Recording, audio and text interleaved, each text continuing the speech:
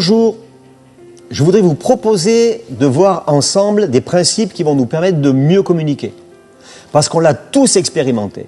Et il nous arrive parfois de regretter d'avoir dit, fait quelque chose parce qu'on agit un peu trop vite. Alors on va prendre le temps d'examiner certains points, certaines situations, puis on va essayer de les améliorer.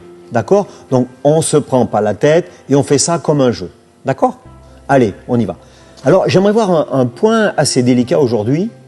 C'est dans nos expressions, dans nos façons de parler, de remplacer le terme « tu » par le terme « je ». Vous savez, et on s'en est tous rendu compte, la discussion, elle peut vite devenir une suite de commandements dans le couple, dans la famille, avec les autres personnes.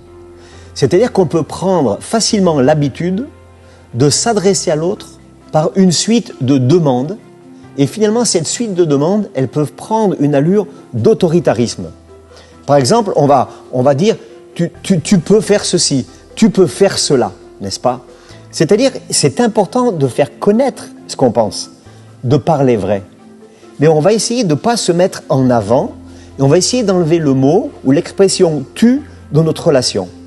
Parce que bien souvent, ça sert à demander quelque chose. Alors que quand j'emploie « je », ça sert à faire connaître la vérité, ça permet de montrer ses vraies valeurs et de nous montrer sur un vrai jour tel que nous sommes. Donc on va essayer, dans les jours qui sont devant nous, de s'exprimer d'une nouvelle façon, n'est-ce pas? Et de montrer c'est quoi l'état de notre cœur, c'est quoi ma vraie personnalité. Par exemple, on va prendre des exemples pratiques. Je peux dire, si je suis marié, par exemple, la dame, elle peut dire à son mari, ça fait 2 jours que tu dois me poser l'étagère. Elle peut dire aussi, la dernière fois que tu es parti, ou tu es parti la semaine dernière, j'aurais bien aimé que tu me téléphones quand tu es arrivé.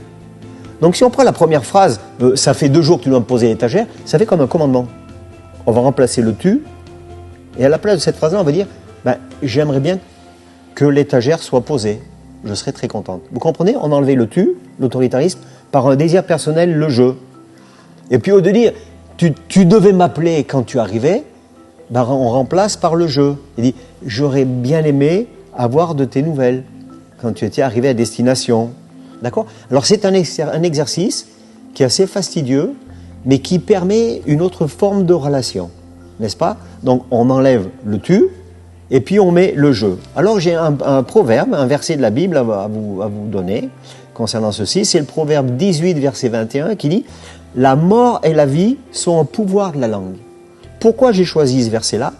Parce que quand j'exprime qui je suis, je donne de la vie à mes sentiments, mes émotions et mes désirs. Et je ne suis pas en position de commander et d'exiger de l'autre. Ok? On essaye de faire ça et je suis sûr que ça va améliorer votre façon de relationner. À très vite. Alors vous pouvez vous abonner sur notre chaîne YouTube, Église Novation Officielle, sur Facebook, sur Instagram, et puis à très bientôt.